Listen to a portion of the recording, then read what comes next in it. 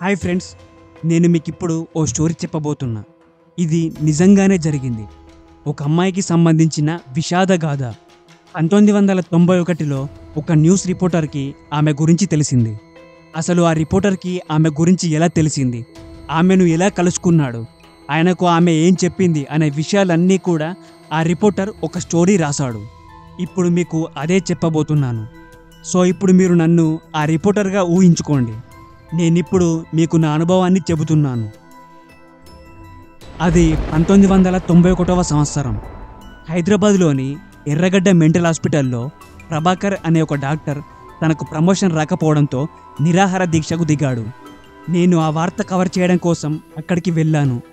నేను వెళ్ళేసరికి 4-5 రిపోర్టర్లు అక్కడ ఉన్నారు.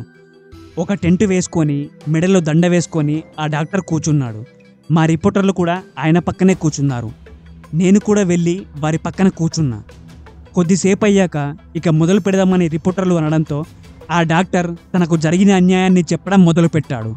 అలా తన బాధలన్నీ చాలాసేపు చెబుతూనే ఉన్నాడు. మా రిపోర్టర్లు ఇక చాలు ఆపండి అంటూ అక్కడి నుంచి బయలుదేరుతున్నారు. అయినా కూడా అతను అలా చెబుతూనే ఉన్నాడు. ఇక చివరగా ఆ డాక్టర్, నాకు గనక ప్రమోషన్ ఇవ్వకపోతే ఇక్కడి పెద్దలు చేసిన భాగోతమంతా బయట పెడతా అన్నాడు. నాకెందుకో ఒక్కసారిగా ఆయన చెప్పిన ఆ మాట విచిత్రంగా అనిపించింది. అక్కడే ఆగిపోయా. అదేంటో చెప్పొచ్చుగా అని ఆ డాక్టర్ని అడిగా. కానీ ఆయన మౌనంగా ఉండిపోయారు. ఆ తర్వాత మాట్లాడుతూ, నేను చెప్పినా మీరు పట్టించుకోరు, ఆ పెద్ద మనిషిని అడుగుతారు, ఆయన మీకేదో సర్ది చెప్తాడు, జరిగేది ఇదేగా అని అన్నాడు. దీంతో నాకు ఆ విషయం గురించి తెలుసుకోవాలనే ఆసక్తి మరింత పెరిగింది. మీరు గనక ఆ వివరాలు ఇస్తే తప్పకుండా వార్త రాస్తాను అని చెప్పా. దీంతో ఆ డాక్టర్ ఇలా చెబుతున్నాడు, ఇక్కడ ఓ మహిళా పేషెంట్ ఉంటోంది. నిజానికి ఆమె మానసిక స్థితి బాగానే ఉన్నప్పటికీ చాలా కాలంగా ఆమెను కావాలనే ఈ ఆసుపత్రిలో ఉంచుతున్నారని చెప్పాడు. మరి ఆ అమ్మాయి తల్లిదండ్రులు ఎలా ఊరుకున్నారు అని నేను అడిగాను. ఏమో మరి, ఆమె ఇక్కడ ఉండబట్టి 20 ఏళ్ళు అవుతుందన్నాడు. నాకు చాలా ఆశ్చర్యం వేసింది. ఆ మహిళ గురించి మరిన్ని వివరాలు అడగడానికి ప్రయత్నించా. అయితే ఆ డాక్టర్కు ఒక్కసారిగా భయం పట్టుకుంది. ఈ విషయం బయటపడితే తన మీదనే అనుమానం వస్తుందని, తన ప్రమోషన్ కూడా ఆగిపోతుందని ఆ డాక్టర్ భయపడ్డాడు. నేను మీ పేరు బయటకు రాకుండా చూస్తా అని ఎంత చెప్పినా కూడా ఆ డాక్టర్కి భయం పోలేదు. సరే ఇప్పుడు రాయంలే అని చెప్పి ఆఫీస్కు వచ్చేసా. ఎలాగైనా ఆ మహిళా పేషెంట్ గురించి పరిశోధించాలని నిర్ణయించుకున్నా. అప్పుడు నేను సమయం దినపత్రికలో పనిచేస్తున్నాను. కానీ కొన్ని రోజులకే ఆ పత్రిక మూతబడింది. ఆ తర్వాత అసోసియేటెడ్ న్యూస్ సర్వీస్ అనే సంస్థ ఆ పత్రికను తీసుకుంది. అయితే ఈ సంస్థకు సొంతంగా పేపర్ ప్రింటింగ్ మిషన్ లేదు. ఈ సంస్థకు చెందిన వార్తల్ని కొన్ని ఉర్దూ పత్రికలు ప్రింట్ చేసేవి. అయితే ఈ సంస్థకు ఇంగ్లీష్లో వార్తలు రాయాల్సి వచ్చేది. దీంతో మా తెలుగు రిపోర్టర్లు రాసిన వార్తల్ని కూడా ఇంగ్లీష్లోనే రాయాల్సి వచ్చేది. ఈ సంస్థకు ముకుందన్ మీనన్ అనే వ్యక్తి ఎగ్జిక్యూటివ్ ఎడిటర్గా ఉండేవాడు. నేను ఆ రోజు ఆ డాక్టర్ నిరాహార దీక్ష చేయడం, అతనికి జరిగిన అన్యాయం గురించి రాసిన వార్తను ముకుందన్ మీనన్కు ఇచ్చా. అతడు అది చూసి, ఇలాంటి వాళ్లకు ఏదైనా సొంత సమస్యలు వచ్చినప్పుడే వాళ్ళు పనిచేసే సంస్థలో ఇలాంటి లొసుగుల్ని బయట పెడుతుంటారు అని అన్నాడు. ఆ తర్వాత నేను అతనికి ఆ మహిళా పేషెంట్ గురించి చెప్పాలా వద్దా అని ఆలోచించా. ఇక తప్పలేదు, చెప్పేశా. నేను చెప్పిందంతా అతను విని, రేపిద్దరం ఎర్రగడ్డ మెంటల్ హాస్పిటల్కి వెళ్దాం, మనకు మంచి వార్త దొరుకుతుంది అన్నాడు. మనం వస్తున్నట్లు ఆ డాక్టర్కి కూడా చెప్పకన్నాడు. నేను సరే అన్నా. ఇక రాత్రికి ఇంటికి వెళ్ళాక ఎలాంటి ఆధారాలు లేకుండా అసలు ఈ పరిశోధనను ఎలా మొదలు పెట్టాలి అని ఆలోచించుకుంటూనే నిద్రపోయా. తెల్లారింది. ఉదయం 11 గంటలకు ఎర్రగడ్డ మెంటల్ హాస్పిటల్కి చేరుకున్నాం. ఒక అరగంట సేపు అలా తిరుగుతూనే ఉన్నాం. అసలు ఈ విషయం అక్కడ ఎవరికి చెప్పాలో అర్థం కావడం లేదు. ఇంతలో ఓ నర్స్ దూరంగా నిలబడి ఎవరితో మలయాళంలో మాట్లాడుతోంది. ముకుందన్ మీనన్ది కూడా కేరళ కావడంతో అతనికి మలయాళం తెలుసు. దీంతో ముకుందన్ ఆ నర్సు దగ్గరికి వెళ్ళి ఆమెతో మలయాళంలో మాట్లాడడం మొదలుపెట్టాడు. నాకు మలయాళం రాదు కాబట్టి వాళ్ళు మాట్లాడేది ఒక ముక్క కూడా అర్థమవడం లేదు. అలా వాళ్ళను చూస్తూనే ఉన్నాను. ఇంతలో ఒక్కసారిగా ఆ నర్సు ముఖంలో భయం, ఆందోళన కనిపించింది. మనోడు ఇప్పుడే ఆ విషయం ఆమెకు చెప్పినట్టు నాకు అర్థమైంది. ఆ నర్సు అలా భయాందోళనతో కుదరదు అని చెప్తోంది. ముకుందన్ మీనన్ మాత్రం ఆమెను ఒప్పించేందుకు ప్రయత్నిస్తున్నాడు. ఇక చివరికి ఆమె ఒప్పుకున్నట్లు ముకుందన్ నా వైపు చూస్తూ తలూపాడు. వాళ్ళిద్దరూ ఇప్పటివరకు ఏం మాట్లాడుకున్నారో నాకు ఇలా చెప్పాడు. మన ఇన్ఫర్మేషన్ కరెక్టే, లేడీ పేషెంట్ అట. కానీ ఇక్కడ విషయాలు చాలా రహస్యమని ఆ నర్స్ చెప్తోంది. ఇక్కడ స్టాఫ్ తిరుగుతుంటారు కాబట్టి ఆ మహిళా పేషెంట్ ఉన్న గదిలోకి వెళ్ళడం కష్టమంటోంది. అందుకే నీకు ఒక వార్డ్ బాయ్ వేసుకునే డ్రెస్ ఇస్తుందట. అది వేసుకో. ఆ మహిళా పేషెంట్ ఉంటున్న గది దగ్గరికి నిన్ను తీసుకెళ్ళి లాక్ తీసి నిన్ను లోపలికి పంపిస్తుంది. ఆ గది బయట లాక్ వేస్తుంది. ఒక అరగంట తర్వాత ఎవరూ లేని టైం చూసి ఆ నర్స్ లాక్ తీస్తుంది. నువ్వు ఆ టైంకు బయటకు రావాల్సి ఉంటుందని ముకుందన్ నాతో ఇలా చెప్పాడు. నేను క్షణం ఆలోచించకుండా సరే అన్నా. ఆ నర్స్ నన్ను తన వెంట తీసుకెళ్తుంది. వరుసగా కొన్ని గదులకు తాళాలు వేసి ఉన్నాయి. ఒక గది దగ్గరికి రాగానే ఆమె ఆగింది. అటు ఇటు చూసి ఆ లాక్ ఓపెన్ చేసింది. సరిగ్గా అరగంట తర్వాత వస్తా అని చెప్పి నన్ను లోపలికి వెళ్ళమంది. అలా గది లోపలికి అడుగులు వేస్తుండగా ఒక్కసారిగా గది బయట వేసిన తాళం శబ్దం వినిపించింది.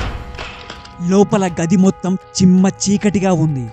అసలు ఏం కనిపించడం లేదు. కానీ ఒక మూలన మనిషి కదులుతున్నట్లు మాత్రం అర్థమవుతోంది. 20 ఏళ్ల పాటు బందీగా ఉన్న మహిళ ఉంది. ఎదురుగా నేను, బయట తాళం వేసుంది. ఆమె మానసిక పరిస్థితి ఎలా ఉందో నాకు తెలియదు. ఒక్కసారిగా ఒళ్ళు జల్లుమంది. ఆ భయంతో క్షణాల్లోనే చెమటలతో నేను వేసుకున్న వార్డ్ బాయ్ డ్రెస్ మొత్తం తడిసిపోయింది.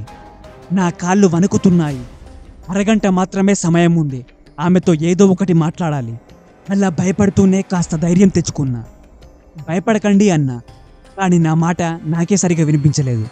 అసలు నేను భయపడుతూ ఆమెను భయపడొద్దని చెప్పడం ఏంటని విచిత్రంగా అనిపించింది. మళ్ళీ ధైర్యం తెచ్చుకున్నా. ఇక్కడి నుంచి మిమ్మల్ని విడిపించడానికే వచ్చానని కాస్త గట్టిగానే అన్నా. నాది ఒక అపరిచిత గొంతు అని ఆమె గుర్తుపట్టింది. ఒక్కసారిగా నోరు విప్పింది. నా భయం ఇంకా పెరిగిపోయింది. ఆమెతో ఎలాగైనా మాట్లాడడం తప్ప నాకింకో మార్గం లేదు. నేనెవరు, నేను నచ్చిన పని ఏంటో ఆమెకు ఇంగ్లీష్లో చెప్పా. దీనికి ఆమె, నిజం చెప్పు, నిన్నెవరు పంపారో చెప్పు, నేను అన్నిటికీ అలవాటు పడ్డా, అబద్ధాలెందుకు అని ఇంగ్లీష్లోనే అడిగింది. ఆమెతో నేను జర్నలిస్టునని చెప్పా. ఆమె ఆశ్చర్యపోయింది. తన నోట మాట రాలేదు. ఆమె మామూలు స్థితికి రావడానికి 4-5 నిమిషాలు పట్టింది. అసలు ఆమెకు పిచ్చి లేదని నాకప్పుడు అర్థమైంది. ఆమె తన గురించి ఇలా చెప్పడం మొదలుపెట్టింది. నా పేరు గీతా నాయర్. మాది కేరళ. మా నాన్న గోపాలకృష్ణ నాయర్. ఇక్కడే హైకోర్టు జడ్జిగా పనిచేశారు. నేను నారాయణగూడలో రెడ్డి ఉమెన్స్ కాలేజ్లో డిగ్రీ ఫైనల్ ఇయర్ చదువుతుండేదాన్ని. కొన్ని రోజులకు మా నాన్న ఇక్కడి నుంచి జమ్మూ కాశ్మీర్కు ట్రాన్స్ఫర్ అయ్యారు. నా చదువు కోసం నేను, అమ్మ ఇక్కడే ఉండిపోయాం. నేను ఒక అతన్ని ప్రేమించాను. అతన్నే పెళ్లి చేసుకోవాలనుకున్నాను. కానీ మా పేరెంట్స్ ఇందుకు ఒప్పుకోలేదు. నేను వాళ్ళను ఒప్పించేందుకు ప్రయత్నించాను. కానీ మా వాళ్ళు నాకు పిచ్చి పట్టిందని 1971 సెప్టెంబర్ 22న నన్ను ఇక్కడ చేర్పించారు. అన్నట్లు ఇప్పుడు ఇది ఏ సంవత్సరం అని నన్ను అమాయకంగా అడిగింది. నేను 1991 అని చెప్పా. అలా చెప్పగానే వేలు లెక్క పెట్టుకుంటూ, అంటే నా వయసు ఇప్పుడు 40 ఏళ్ళన్న మాట అని అంది. నేను అలా కాసేపు మౌనంగా ఉండిపోయా. మళ్ళీ తను ఇలా చెప్పడం మొదలుపెట్టింది. కొన్నాళ్ల తర్వాత దిగులుతో మా నాన్న చనిపోయారని ఇక్కడ ఉండే డాక్టర్స్ నాకు చెప్పారు. నాకు పిచ్చి లేదని, వాళ్లకు ఎంత చెప్పినా వినిపించుకోకుండా నన్ను ఇక్కడే ఉంచారు. మీ వాళ్ళ అడ్రస్ దొరకలేదని తెలుసుకుంటున్నామని త్వరలో పంపిస్తామంటూ చెప్పేవారు. ఇలా నేనున్న పరిస్థితిని ఆసరగా చేసుకుని నా మీద అత్యాచారం చేశారు. ఆ రోజు నుంచి ఇది వాళ్ళకి అలవాటైపోయింది. 2 డాక్టర్స్, 2 వార్డు బాయ్స్ వంతుల వారిగా వచ్చి నాపై అత్యాచారం చేస్తారు. త్వరలో డిశ్చార్జ్ చేస్తామని నమ్మిస్తూనే ఉన్నారు. నేనిక్కడే చనిపోతానని నాకు అర్థమైంది. ఇలా గీతా నాయర్ తన బాధను చెప్పడంతో ఆమెను ఎలా ఓదార్చాలో నాకు అర్థం కావడం లేదు. మళ్ళీ ఆమె మాట్లాడుతూ, నాకెందుకు కన్నీళ్లు రావడం లేదని అనుకుంటున్నారా? ఏడ్చి ఏడ్చి కన్నీళ్ళు ఇంకిపోయాయి. మీరు గదిలోకి వచ్చినప్పుడు కూడా డాక్టరో వార్డు బాయో అనుకున్నా. ఇన్నేళ్లలో నా గురించి ఇంతసేపు మాట్లాడింది మీరొక్కరే. అయినా మీరు నన్ను ఇక్కడి నుంచి ఎలా విడిపిస్తారు అని అడిగింది. నేను నా సాయశక్తులా ప్రయత్నిస్తానని ధైర్యంగా ఉండమని ఆమెకు చెప్తున్నా. ఇంతలో ఒక్కసారిగా గది బయట తలుపు తట్టిన శబ్దం వినిపించింది. నేను వెంటనే నా దగ్గరున్న బిస్కెట్ ప్యాకెట్ని ఆమె చేతిలో పెట్టి వెనక్కి వచ్చేసా. బయటకు రాగానే ముకుందన్ మీనన్ ఓ చెట్టు కింద నా కోసం ఎదురు చూస్తున్నాడు. నా వెనక వచ్చిన నర్స్ నన్ను స్టాఫ్ రూమ్కి తీసుకెళ్ళింది. అక్కడ వార్డ్ బాయ్ డ్రెస్ తీసేసి బయటకి వచ్చా.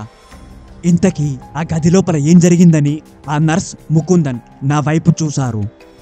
ఆ లేడీ పేషెంట్ మలయాళీ అని చెప్పా. వీళ్ళిద్దరు కూడా మలయాళీ కావడంతో ఆశ్చర్యంగా ఒకరి ముఖం ఒకరు చూసుకున్నారు. ఆమెకు అసలు పిచ్చి లేదు, ఇక్కడి స్టాఫ్ ఏళ్ల తరబడి ఆమెను అత్యాచారం చేస్తున్నారని చెప్పా. ఆ నర్స్ కంగారు పడిపోయింది. మీరు నా ఉద్యోగం మూడగొట్టేలా ఉన్నారంటూ వెళ్ళిపోమ్మని చెప్పింది. ఆమెకు థ్యాంక్స్ చెప్పి ముకుందన్ నేను కాస్త దూరంగా వచ్చేశాం. ఈ విషయం గురించి ఆ హాస్పిటల్ సూపరింటెండెంట్కు చెప్దామనుకున్నాం. కానీ ఇలా చెబితే అక్రమంగా ఆ గది లోపలికి వెళ్లారంటూ మా మీదనే కేసు పెట్టి మమ్మల్ని అరెస్టు చేయించే గనుడు అతడు. అయినప్పటికీ అతని దగ్గరికి వెళ్ళి మాకు తెలిసిన విషయాన్ని చెప్పాం. దీనికి అతడు అసలు మిమ్మల్ని ఇక్కడికి ఎవరు రానిచ్చారంటూ కోప్పడ్డాడు. ఇక అతడితో మాట్లాడి ప్రయోజనం లేదని బయటకి వచ్చేసాం. మా ఆఫీస్కు రాగానే సుప్రీంకోర్టు చీఫ్ జస్టిస్కి ఒక లేఖను తయారు చేశాం. దీనికి అప్పుడు నిరాహార దీక్ష చేసిన డాక్టర్ ప్రభాకర్ కూడా ఇందుకు సహాయం చేశాడు.